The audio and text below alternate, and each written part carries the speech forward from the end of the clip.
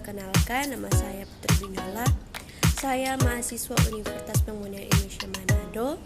Di video kali ini saya akan memenuhi tugas UTS saya, keperawatan anak 1. Kita masuk dalam pengertian terlebih dahulu.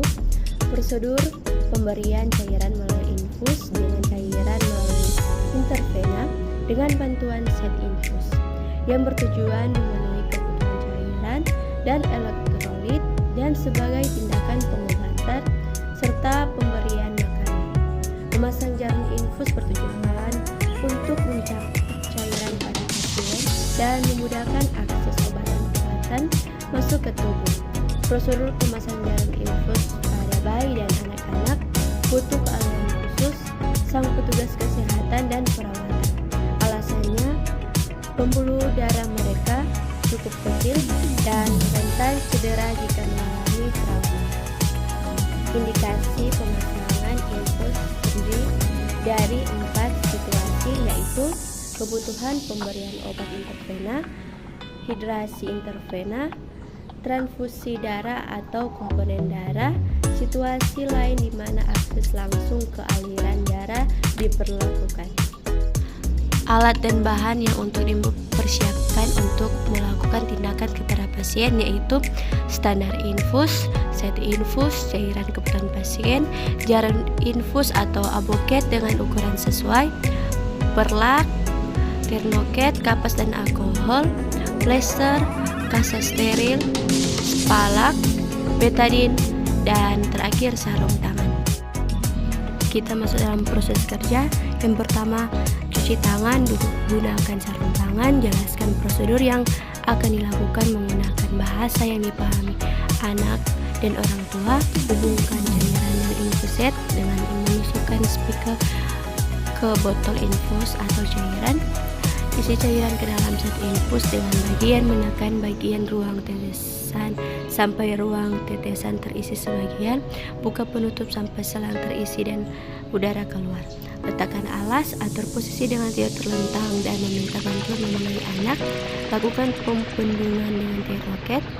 Desinfeksi daerah yang akan ditusuk dengan gerakan sirkulasi. Lakukan penusukan dengan lubang jarum menghadap ke atas. Periksa apakah sudah masuk vena dengan ditandai keluarnya darah melalui jarum infus atau aboket. Tarik jarum infus dan menghubungkan dengan alat infus. Buka tetesan. Lakukan disinfeksi dengan betadin dan tutup dengan kasa steril. Gunakan sprak untuk fikasi daerah infus. Tenangkan anak dan pastikan infus diperlukan untuk membuat kondisi anak lebih baik. Buka sarung tangan, puji anak atas kerjasamanya, berikan tanggal dan jam pemesan infus pada plester, serta inisial perawatan yang melakukan tindakan, rapikan alat dan bahan, dan terakhir mencuci tangan. Tindakan jika anak rewel jika terjadi. Jika anak rewel, kita bisa menggunakan teknik distraksi. Salah satu caranya adalah dengan teknik pengalihan perhatian atau yang bisa disebut dengan distraksi. Kombinasi antara distraksi pendengaran yaitu atau audio dan distraksi penglihatan disebut distraksi audiovisual, yang digunakan untuk mengalihkan perhatian pasien terhadap hal-hal yang membuat tidak nyaman, cemas, atau takut dengan cara menampilkan tayangan favorit berupa gambar-gambar bergerak dan bersuara ataupun animasi dengan harapan anak asik terhadap tontonannya sehingga mengabaikan rasa nyeri dan menunjukkan respon penerimaan yang baik.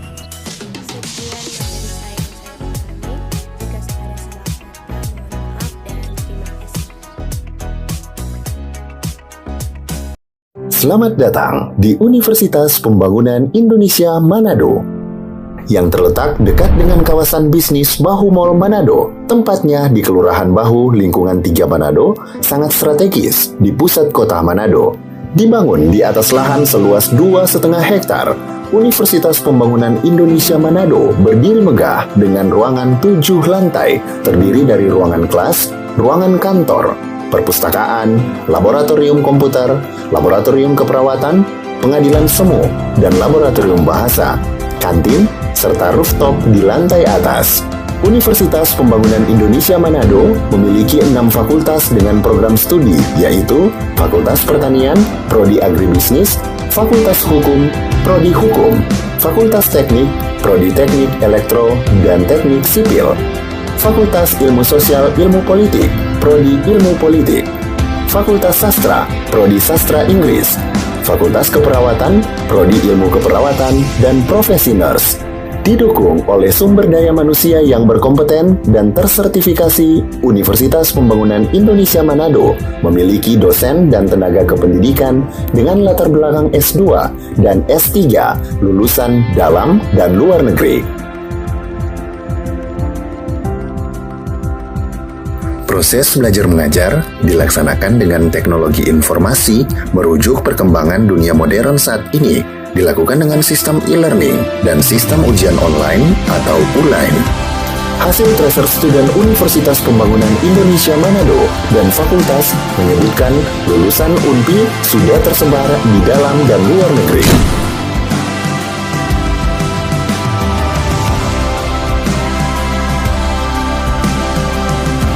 Selamat bergabung putra-putri terbaik bangsa. Kembangkan dirimu, raih cita-citamu setinggi bintang di langit. Kami siap menghasilkan generasi terbaik dan pemimpin di masa depan.